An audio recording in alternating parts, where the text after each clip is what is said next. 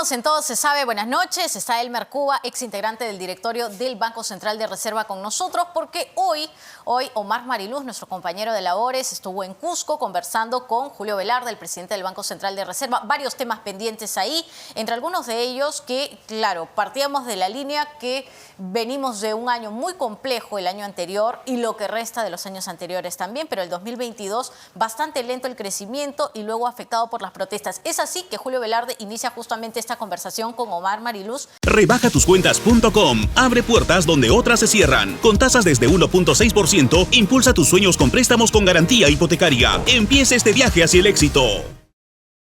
Y lo decíamos, señor Elmer Cuba, buenas noches, bienvenido. ¿Cómo estás? Que sí, efectivamente, ¿no? Venimos de situaciones como la pandemia, como las protestas, como la inflación, pero ¿qué podemos destacar, digamos, de los mensajes que esta tarde hemos tenido del presidente del Banco Central de Reserva? Sí, a ver, primero el gran tema peruano de estos 2 años es la inflación, ¿no? Es un tema mundial, en verdad, no es solamente peruano, ¿no? Todo eso tiene sus orígenes con la pandemia, con el COVID. Para enfrentar la recesión del COVID en el mundo, los bancos centrales soltaron muchas monedas. Nunca se había fabricado en tan corto periodo de tiempo tantos dólares, tantas libras esterlinas, tantos euros, tantos yenes o tantos soles en ese periodo para evitar un colapso. Y aún así el mundo cayó ese año, el año 2020, 3%. Al año siguiente, el año 21, el mundo ya rebotó 6%, notable, pero afortunadamente en el mundo paralelo se había descubierto una vacuna, varias vacunas en verdad, ¿no? Gracias a la alianza entre la ciencia y la economía de mercado se produjo algo que no ocurrió nunca, ¿no? Tan rápido, una vacuna exitosa, y se logró enfrentar el COVID. De tal manera que ya el mundo crecía fuertemente el año 21 y comenzaron a subir los precios, ¿no? Entonces, era hora de retirar el estímulo. Mejoras paulatinas pero lentas. No, el mundo ya rebotó el año 21, el mundo creció 6%, habiendo caído menos 3% el año anterior, ¿no? Perú también, Perú cayó más de 10%, rebotó más de 10% también el año 21. Y el 22 ocurre la invasión rusa a Ucrania y disparó el petróleo, ¿no? ¿Se acuerdan cuánto costó el gas? Por ejemplo, en Perú era carísimo, echar la gasolina también era carísimo, los pasajes, los taxis, todo subió en el mundo y también en Perú. Y en tercer lugar fue las malas cosechas, el precio del trigo, el maíz, la soya, que hicieron subir el pollo, el aceite, el pan. Y este año, lamentablemente, por el conflicto político severo que fue el primer trimestre del año, hubo también problemas de transporte de los alimentos y volvió a subir. Entonces, el Perú ha tenido una inflación más o menos alta desde desde fines del 21, todo el 22 y lo que va del 23. Y eso ha golpeado los salarios y ha generado cierto malestar en los hogares, como es natural, ¿no? Eso por el lado inflacionario. Pero paralelamente, por el lado productivo, la economía, con Castillo, comenzó a perder velocidad, ¿no? De tal manera que ¿Por qué? Por la credibilidad. Sí, y por las señales que estaba dando de un gabinete pésimo, ¿no es cierto? Y con mucho riesgo de que podía pasar y con mal manejo de muchos ministerios, hasta con corrupción. Que creo que justo ha sido hoy la palabra más utilizada, que era confianza. Necesitamos confianza. Entonces, luego de ese rebote de Perú del año 21, y que ganó Castillo, ¿no es cierto? Se notó el 22. Tú ves el año 22, el año pasado, cada trimestre fue peor que el anterior. Y el último trimestre, cuando ya Castillo dio el golpe de Estado en diciembre, el 7 de diciembre. Ya la economía ya creció cerca de 0%, ¿no? Y ha comenzado este primer trimestre con cifras muy malas también. Eso es malo, por supuesto que es malo, porque va a evitar, digamos, que se cree mucho empleo este año. La mayoría de empleo creado va a ser informal y con salarios bajos. De tal manera que la pobreza este año, y también lo ha dicho Julio Velarde, es muy posible que se mantenga muy parecida a la que hemos tenido el año pasado, o quizás suba un poco más, porque este año va a ser aún más duro que el año pasado en términos de crecimiento. Y claro, él dice, por ejemplo, ¿no? Porque acá lo tengo de manera textual, no estamos tan mal frente a América Latina, pero América Latina es un desastre también. Es verdad. Si tú ves a América Latina este año, el año 23 va a crecer en promedio 1,7, Perú también, pero los países más grandes van a crecer menos que nosotros. Por ejemplo, Chile se espera un crecimiento de 0, ¿no? Recesión en Chile. Brasil 1%, Argentina 1%, Colombia 1%, menos que Perú, ¿eh? O sea, son economías grandes de la región que este año va a tener un desempeño peor que el peruano. Salvo México, que va a empatar con Perú este año, ¿no? en crecimiento. Pero el barrio es malo. Si nos comparamos con otros países emergentes, digamos, del tamaño en Perú o más grandes, ahí sí Perú sale mal parado, sale en el tercio inferior, ¿no? El crecimiento mundial este año, solamente de los emergentes, ¿no?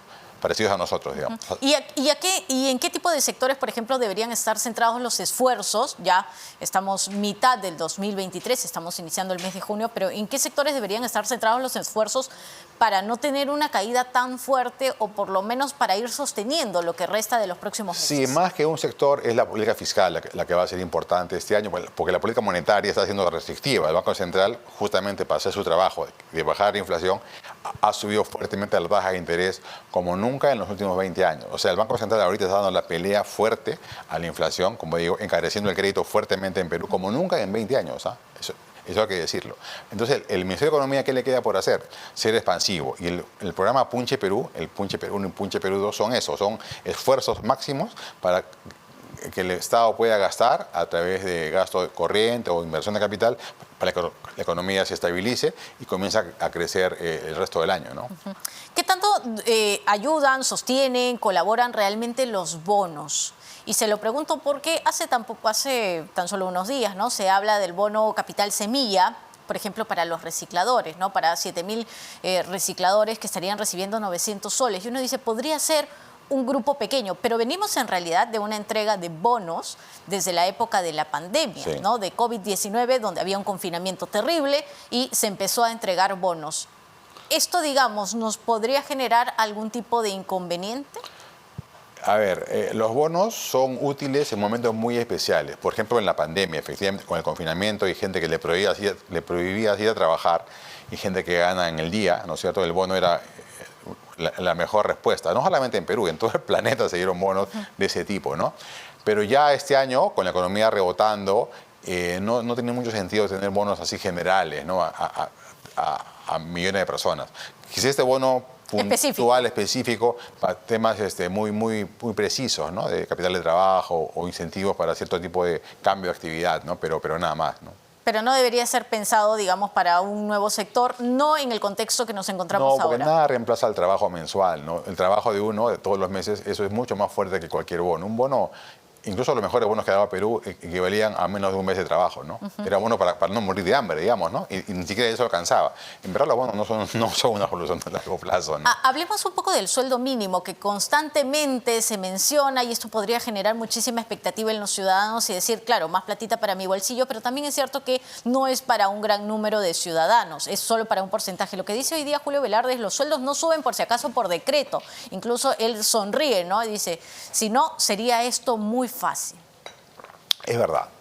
Si tú no comparas los salarios en varios países, y donde ganan más o ganan menos, donde ganan más no es porque han subido el mínimo, y donde ganan menos no es porque sean unos gobernantes malignos que no suben el mínimo. O sea, el mínimo no sirve para nada, en verdad. No determina cuánto gana alguien en la vida. Un conserje, una empleada doméstica o un médico, no importa cuánto es el mínimo. Por ejemplo, en el Perú el mínimo hoy está en 1.025, que hace 10 años estaba en 500 soles. Si el mínimo siguiese en 500 soles, todos ganaríamos lo mismo que ganamos hoy día. ¿Por qué? Porque nuestros sueldos no dependen del mínimo, dependen de la demanda de trabajo. Si hay mucha demanda de trabajo, en hora buena suben los salarios. O si hay recesión, si hay estancamiento, bajan los salarios, ¿no? Eso es lo que determina los salarios en el Perú y en todo el mundo, y en todos los sectores. Entonces el mínimo, en verdad, es una especie de señal que no mueve los salarios. Y tampoco somos ricos o pobres por el mínimo. Si mañana pusiésemos el mínimo en 5.000 soles... Es una percepción, entonces. Sí, es una percepción. Que claro, número puede sonar un poco mejor. Te suena bien, ¿no? A alguien que no gana el mínimo, ay, qué bien que suba porque que otra gane más. Claro, la pretensión era pasar de 1.025 a 1.600. Y uno puede decir, caramba, hay una diferencia ahí. Sí, no, pero eso sería muy dañino ya. ¿Por qué? Porque mucha gente que gana 1.400, por ejemplo, es lo que le corresponde por su productividad, es lo que puede pagarle su pequeña compañía. Y si subes a más de lo que puede pagar la empresa, lo va a despedir. O lo va a poner en negro, ¿no? Te pago, pero lo ponía en negro. Claro. O sea, y vamos aumentando la informalidad. Así es. El mínimo, como digo, no resuelve nada. Es un fantasma, ¿no? No ganamos más o ganamos menos en el Perú por haber subido el mínimo. Como te decía hace un momento, los salarios de este año no han dependido que hayamos subido el mínimo a 1.000 soles desde 500 hace 15 años. No tiene nada que ver con eso. Entonces, es un fantasma. Pero que suena bonito, ¿no? Porque suena hasta solidario. Oye, suben el mínimo, que bien, subamos, ¿no? Pero en verdad, para que lo paga, imagínate una pequeña empresa de 8 trabajadores y todos ganan el mínimo y el dueño gana 2 veces el mínimo y nada más. Cuando subes el mínimo, no va a poder pagar, ¿no es cierto? Porque eso paga lo máximo que puede pagar. Y entonces, claro, o despide o los pone en negro. O trato, ¿no? O trato directo con el empleado. Claro, ya por fuera, claro. ¿no es cierto? Exacto. Entonces, eso no es así, ¿no? ¿Qué deberíamos estar haciendo más bien para que crezca el empleo formal? Deberíamos estar creciendo más rápido, ¿no? Y ese es el costo. Pero ya para este año es complejo. No, este año no, porque ya hemos perdido un trimestre negativo. O sea, el conflicto político, porque esto ha sido una guerra política, se han querido tumbar a un régimen, ¿no es cierto?, al Congreso y al Ejecutivo. El costo económico de ese conflicto político es haber crecido menos 0.4% en el primer trimestre de este año. Si uno ve hacia atrás, cuando hemos tenido tasas trimestrales negativas, sacando el COVID, solamente 4 veces en 20 años.